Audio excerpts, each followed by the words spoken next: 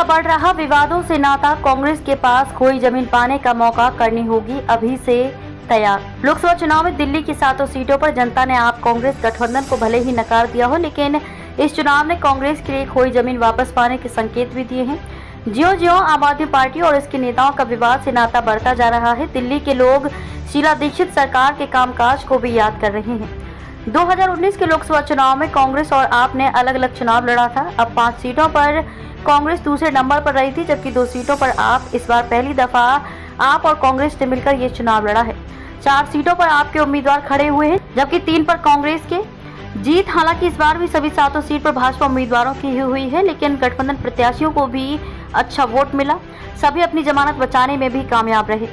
राजनीतिक जानकारों की माने आपने ही दिल्ली में कांग्रेस की जमीन हथियाई थी, लेकिन अब जबकि सत्येंद्र जैन और अब मनीष सिसोदिया के बाद खुद सीएम अरविंद केजरीवाल भी सलाखों के पीछे पहुंच गए हैं, तो दिल्ली के एक बड़े तबके की सोच भी बदली है।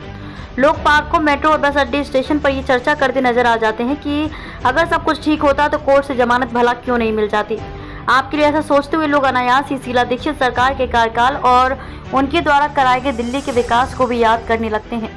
दिल्ली की टूटी सड़कों, ज्यादातर सड़कों पर हर वक्त रहने वाले जाम, ई रिक्शाओं की भीड़ व फुटपाथ पर रेहड़ी खोमचे वालों का कब्जा देखकर दशकों से दिल्ली में रह रहे लोग जब तब गुस्से में नजर आते हैं। लोगों की नाराजगी से लेकर भी खूब है कि मध्यम वर्गीय टैक्स अदा करता है, जबकि उसका लाभ दिल्ली में बसता जा रहा प्रवासी श्रमिक वर्ग उठा रहा है।